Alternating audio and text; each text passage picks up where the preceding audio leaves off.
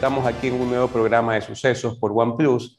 Soy Alfredo Cuadros Añasco y traemos en este momento una vez más a Esteban Polo, un especialista en temas constitucionales, para hablar sobre el tema que está en boga el día de hoy, ¿no? Que básicamente es las preguntas presentadas por el presidente de la República para avanzar con el proceso de consulta que se ha anunciado y que finalmente las preguntas ya están bajo el escrutinio público con sus respectivos anexos, ¿no? Preguntas que tocan un poco de temas, pero nos queremos centrar más allá del análisis político, que si conviene o no conviene la consulta, si le convendrá al gobierno sobre el tema jurídico y constitucional. Y por eso es que he invitado a un especialista en la materia, una autoridad en temas constitucionales. Esteban, una vez más, bienvenidos a Sucesos aquí en OnePlus. Muchas gracias, estimado Alfredo. Para mí es un gusto. Te doy un saludo a la distancia y un saludo también a toda la audición y todas las personas que nos están viendo a través de OnePlus. Muchísimas gracias. Bueno, Esteban, así de manera general, desde el punto de vista jurídico, algunas preguntas, ya se empieza el debate jurídico constitucional que se dice que quizás la vía empleada por el presidente por algunas de estas preguntas no es la adecuada, ¿no? ¿Cuáles son tus ideas iniciales sobre esto y cuáles son las preguntas que a tu criterio deberían sustanciarse a través de otro trámite? Claro que sí, Alfredo. En efecto, una vez que hemos conocido al fin las 8 preguntas que se plantean en esta propuesta de enmienda constitucional, el debate fundamental en este primer momento va a ser cuáles de ellas podrían ser calificadas por la Corte Constitucional.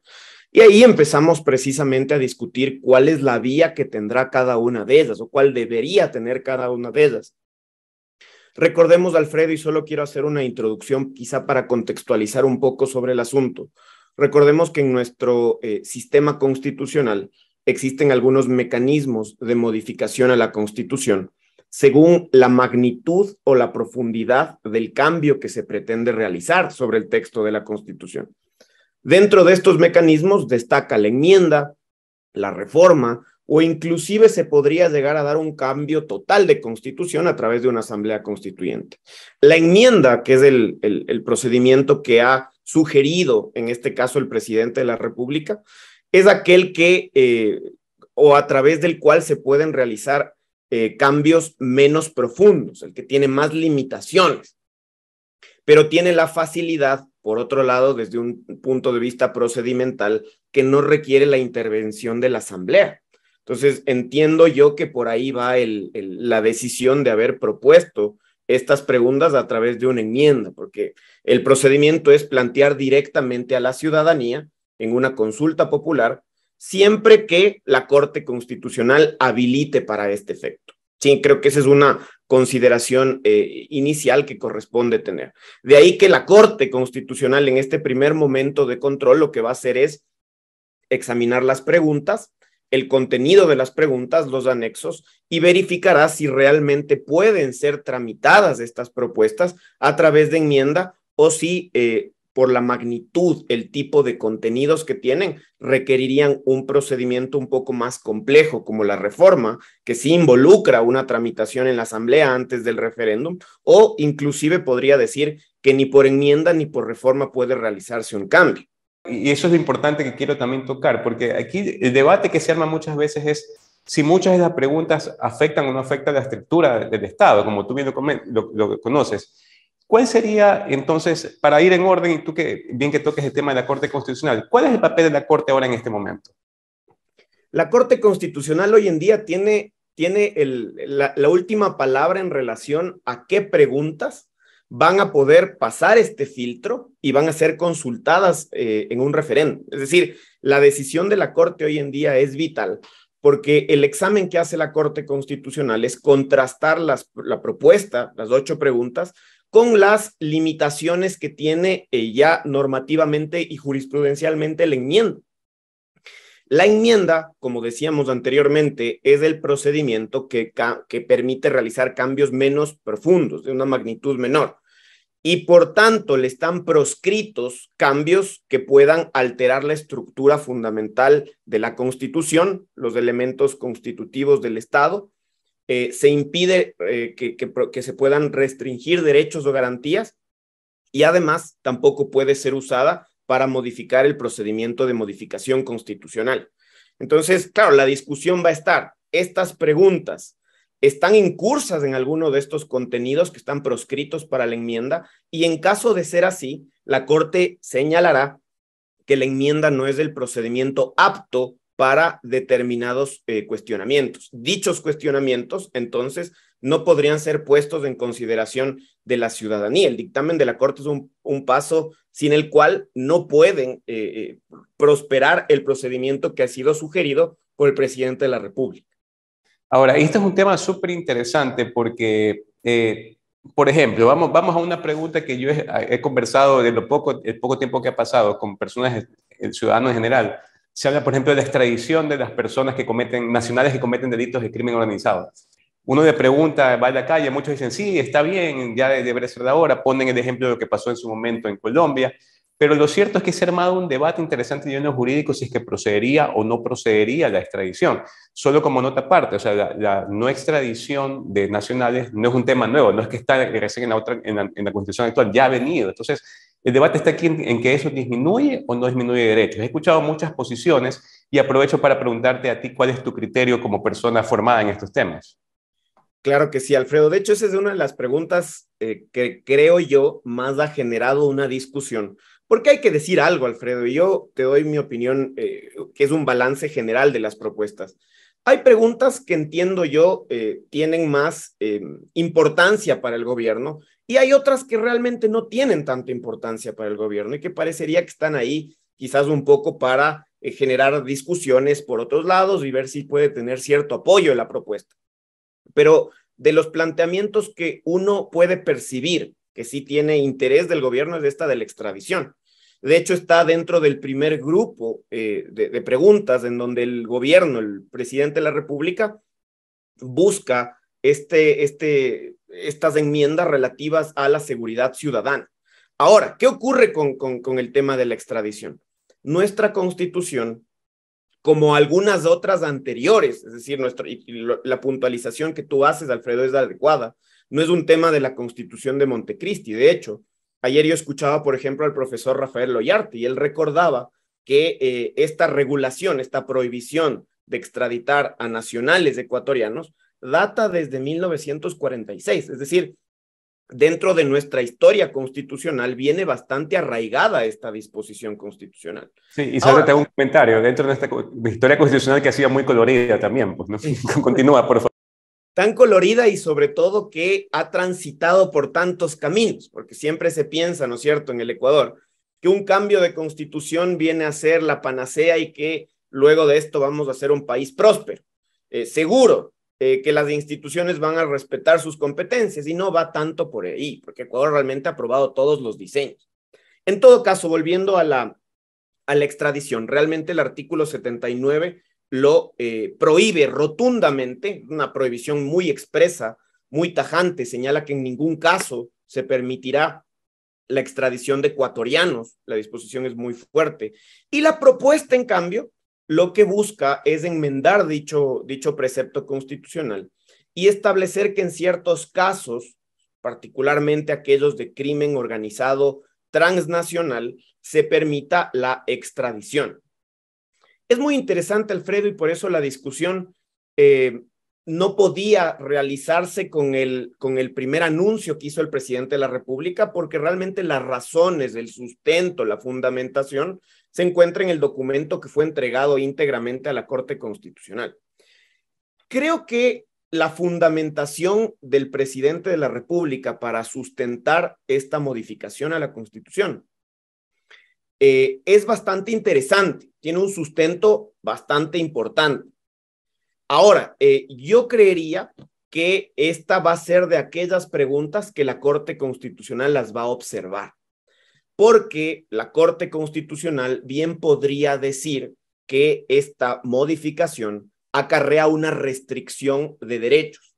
Porque fíjate tú, Alfredo, que a día de hoy la Constitución nos reconoce a todos los ecuatorianos esta posibilidad de que no seremos extraditados y que el juzgamiento de los ecuatorianos será realizado al amparo de la normativa ecuatoriana.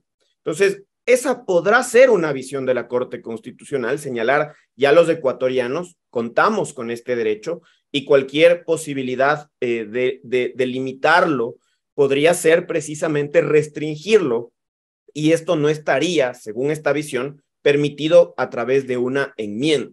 Entonces, esta realmente va a ser de las preguntas que va a generar mayor discusión. Como te digo, creo yo que cuenta con un sustento muy interesante. Yo leí la fundamentación del presidente de la República, tiene inclusive un test de proporcionalidad en donde el presidente de la República procura demostrarle a la Corte Constitucional que tal como está la pregunta, podría superar este filtro de proporcionalidad y podría considerarse proporcional porque no pretende ser una cuestión abierta a que en todos los casos proceda la extradición, sino en temas muy puntuales como el crimen organizado transnacional.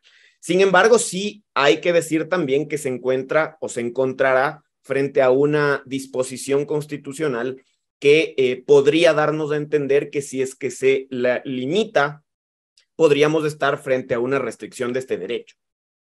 Claro. Ahora, en definitiva, creo que tendremos que ocuparnos horas para hablar de todas y cada una de las preguntas. Unas más que otras van a despertar mayor debate, pero por ejemplo, otra de las que también ha causado bastante discusión es el tema del Consejo de Participación Ciudadana y Control Social, el CPCCS en concreto, que quieren hacer a través de la consulta eliminar esta facultad que tienen de nombrar autoridades, ¿no? Porque por ahí alguien dice, no, es que el Consejo no está cumpliendo su rol, los consejeros no han estado a la altura, pero lo cierto es que también nosotros hemos transitado por una serie de caminos, como tú bien lo apuntas, o sea, yo creo que el tema va más allá de los sistemas, va a ser un sistema quién nomina, sino al final del día todo depende de las personas. Pero ya tu pregunta más, o la pregunta que te quiero hacer ya más en la técnica ya o en la parte constitucional, ¿crees que este cambio que se sugiere a través de la consulta del Consejo de Participación Ciudadana y Control Social, que nos encanta poner nombres extensos a todas estas instituciones, crees que significaría un cambio de la estructura del Estado? O sea, quizás la enmienda no sería el camino por que se quitara una atribución que es bastante importante y creo que fue la verdadera novedad, una de las grandes novedades en la Constitución de Montecristi. Así es, Alfredo. Mira tú que a la final esta pregunta que tú la planteas es una cuestión a la cual se enfrentó la Corte Constitucional. En el año 2019, la Corte Constitucional resolvió y se pronunció respecto de varias propuestas de modificar la Constitución. Y varias apuntaban precisamente al Consejo de Participación Ciudadana y Control Social. Entidad novedosa, como tú bien lo indicas, que es parte, es un órgano de esta quinta función, la de transparencia y control social, y que tiene como propósito fomentar la participación ciudadana, hacer controles para que no haya corrupción, pero además tiene esta facultad de designación, que es la que en esta propuesta lo que se busca es que sea suprimida y que ya no sea atribuida al Consejo de Participación Ciudadana y Control Social. La Corte Constitucional, en el dictamen 319RC, señaló que una modificación que busque eliminar el Consejo de Participación Ciudadana y Control Social debería seguir el camino de la reforma. Es decir, que la enmienda no sería suficiente siempre que el objetivo de la modificación sea eliminar este órgano.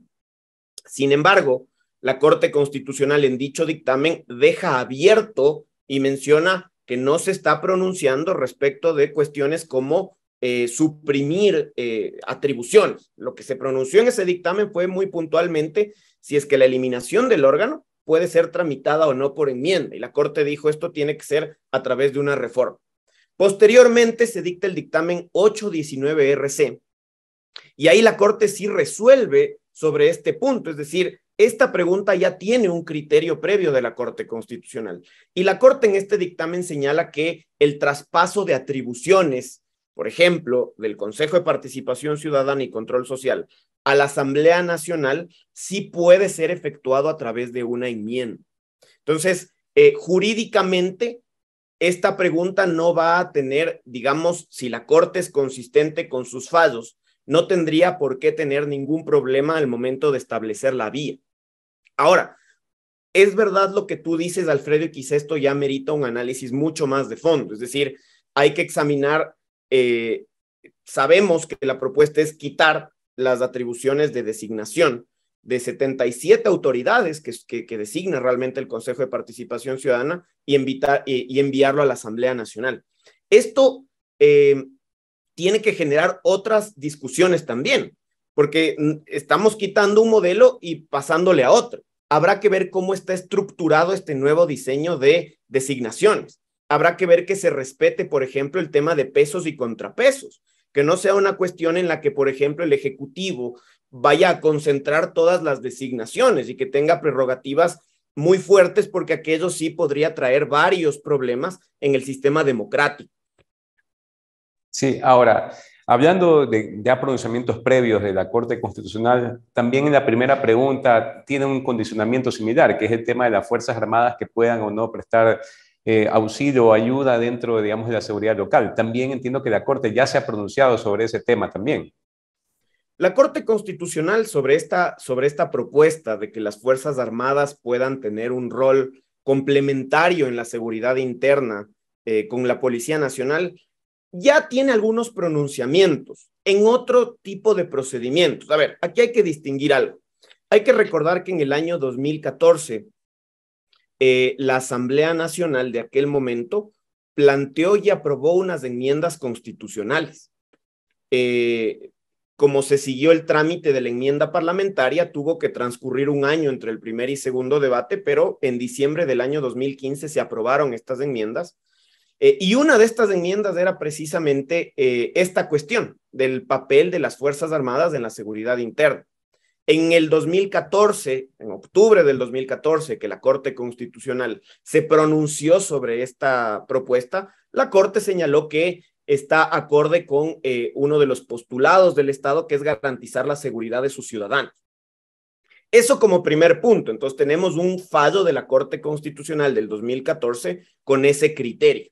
Recordemos que esas enmiendas en el año 2018 fueron declaradas inconstitucionales por esa misma Corte Constitucional que inicialmente les había avalado.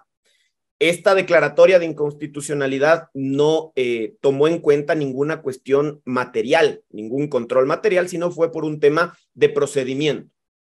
Entonces ahí tenemos un pronunciamiento. Ahora, ya la conformación del 2019 al 2021 de la Corte Constitucional, en reiterados dictámenes de estado de excepción, en donde la Corte examina precisamente las medidas dispuestas por el presidente de la República en los estados de excepción, subrayó que no se puede hacer extensiva esta facultad de que las Fuerzas Armadas complementen las tareas de la Policía Nacional, porque en el diseño ecuatoriano aquello está reservado solamente para los estados de excepción. Entonces, la Corte Constitucional, sobre todo amparándose de varios criterios de organismos internacionales de derechos humanos, señaló que aquello no es lo recomendable, dado que las Fuerzas Armadas tienen una preparación diferente, tienen una finalidad diferente y no están para el cuidado interno ni la seguridad interna del Estado. Entonces, tenemos esas dos visiones. Habrá que ver esta Corte Constitucional cuál es el criterio que va a utilizar. La Corte Constitucional, como te decía, tiene muchos fallos ya en este sentido y de hecho recordemos que en varias ocasiones, inclusive cuando se dio la pandemia del COVID y luego en las crisis que hemos tenido en los sistemas de rehabilitación social, la Corte ya puntualizó aquello y puso mucho énfasis en que no se puede encargar la seguridad interna a las Fuerzas Armadas. Así es, bueno, la conclusión en la que llego es que esto es un tema de largo debate, la llave está en la Corte Constitucional y todos estamos en la expectativa de qué es lo que sucede. Esteban, el tiempo nos ha quedado una vez más corto, te agradezco una vez más que hayas aceptado esta invitación y te dejo para que te despidas de la audiencia de OnePlus. Claro que sí, Alfredo, te agradezco mucho por la invitación. Siempre es un gusto poder conversar contigo en este espacio y sin lugar a duda este proceso que vamos a vivir recién empieza y vamos a poder discutir muchas cuestiones que seguirán generando debate dentro de la sociedad ecuatoriana y eso es lo que se espera. Eso es lo que se espera. Es complicado que todos los ciudadanos lean todos los anexos y lean toda la documentación que acarrea una enmienda, pero creo que eso es fundamental porque habrá que examinar pregunta por pregunta para ver realmente cuánto puede significar para nuestro país o no. Eso es lo deseable en una sociedad y esperamos que eso ocurra. Muchas gracias, Alfredo. Muchísimas gracias. Continuamos con nuestra programación.